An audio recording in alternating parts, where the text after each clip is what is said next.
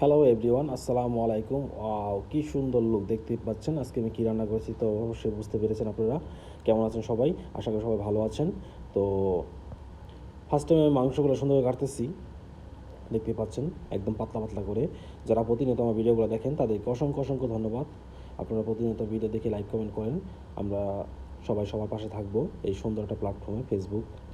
তো সবাইকে অসংখ্য ধন্যবাদ। দেখতে পাচ্ছেন আমি মাংসগুলো সুন্দর কেটে ফেলতেছি একদম পাতলা পাতলা করে। অনেকে চিনতে পারছেন এটা কিসের মাংস। তো মাংসটা খুবই টেস্ট, আপনারা যারা খেয়েছেন তারা বুঝতে পারবেন। তো আজকে আমি রান্না করবো সেটা মানে এই মাংস দিয়ে পাতাকপি দিয়ে।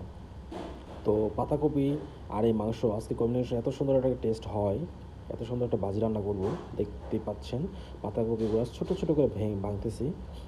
তো হাত দিয়ে এভাবে ভাঙতেছি, যার কারণে পাতাকপিগুলো একটু দেখতে সুন্দর লাগে। চাপড় দিয়ে কাটলে সব একই স্টাইল হয়ে যায়। তো হাত দিয়ে ভাঙার মজাই আলাদা, প্লাস একটু ডিফারেন্স স্টাইল। তো পাতাকপি দিয়ে আজকে আমি রান্না করব। তো আপনারা দেখতে থাকুন আমার ভিডিওটা। যারা প্রতিনিয়ত আমার ভিডিও দেখেন, আমাকে ভালোবাসা দেন, সবাইকে অসংখ্য ধন্যবাদ। এভাবেই আমরা সবার পাশে থাকবো। তো পাতাকপিগুলো মোটামুটি আমার ভাঙা হয়ে যাচ্ছে। অনেকগুলো পাতাকপি নিয়েছি, একটা পাতাকপি ফুল দিব। তো আমার হ্যাপি নিউ ইয়ার উপলক্ষে আমার একদম চাইনিজ বস কমে গেছে। তো এখন বর্তমানে 4-5 জন খাওয়া হচ্ছে, মানে খাচ্ছে। তো আমি আরেকটা কাজ করেছি, সেটা হচ্ছে ফ্রাই চিকেন। দেখতে পাচ্ছেন ক্রিসপি ফ্রাই চিকেন, সেটা হচ্ছে বেস্ট পিস দিয়ে করা হয়েছে। তো সুন্দর করে পিসগুলো কেটেছি, লেগ টেক না, শুধু বেস্ট পিস। ফ্রাই চিকেনগুলো দেখতে পাচ্ছেন কি সুন্দর, একদম সুন্দর হয়েছে, পাতলা পাতলা করে কেটেছি। তো ফ্রাই চিকেনগুলো মোটামুটি একটু সময় লাগে ভাজতে। তো অনেক সময় লাগতেছে, কারণ যেহেতু ফ্রাই চিকেন 20 মিনিটের মতো লেগে যায়, 15-20 মিনিটের মতন। তো ফাইনালি চিকেনগুলো দেখুন একদম সুন্দর একটা কালার চলে আসছে। এই দেখুন আমার এখন চিকেনগুলো মোটামুটি ফ্রাই হয়ে আসছে, তার একটা কালার চলে আসছে। আর চিকেনগুলো ভেসে গেছে, আপনারা বুঝতে পারবেন কখন, যখন পানি কম ছিটবে তখন দেখবেন চিকেনগুলো ভেসে গেছে, তখনই বুঝতে পারবেন যে চিকেনগুলো হয়ে গেছে।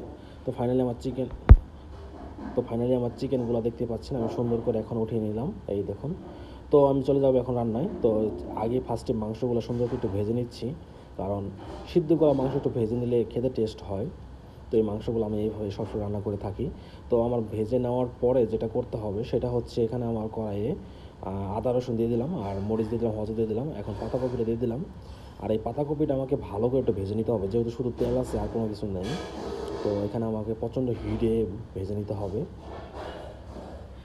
তো দেখতেই পাচ্ছেন আমি সুন্দর করে লাড়তেছি, হালকা একটু তেল দিয়ে দিব এখানে, এই দেখুন তেল দিয়ে দিলাম।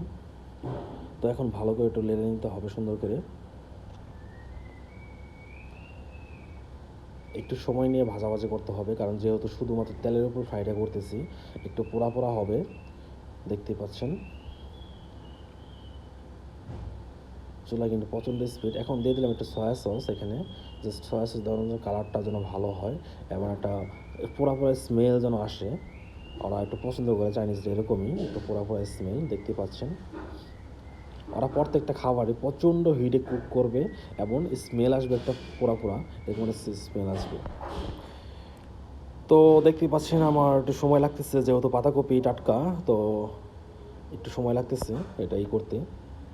তো মোটামুটি হয়ে আসতেছে পাতাকপিটা, ফাইনালি দেখতে পাচ্ছেন হয়ে গেছে। এখন আমি এখানে দিয়ে দিলাম মাংসগুলো ফ্রাই করে রেখেছিলাম, এটা দিয়ে দিলাম। এখন আমি ভালো করে মিক্সিং করে নেব। আমি মোটামুটি সব ধরনের সসগুলো দিয়ে দিচ্ছি এখানে, অয়েস্টার সস, চিনি লবণ, টেস্টিং সস, হোয়াইট পেপার, যা আছে যেই সসগুলো আছে, অজ অয়েল, তারপরে সিসিম অয়েল, সবই দিয়ে দিলাম এখানে সুন্দর করে পরিমাণ মতো। তো ফাইনালি হয়ে গেছে আমার। এখন আমার লুকটা দেখেন কি সুন্দর হয়েছে, ওয়াও ইয়াম্মি। এরকম একটা লুক দেখলে মনে হয় ভাত সব শেষ করে ফেলি। সত্যি বন্ধুরা অনেক মজা হয়েছে, থ্যাংক ইউ সো মাচ যারা এতক্ষণ ধৈর্য সহকারে ভিডিওটা দেখেছেন। সবাইকে অসংখ্য ধন্যবাদ, সবাই ভালো থাকবেন।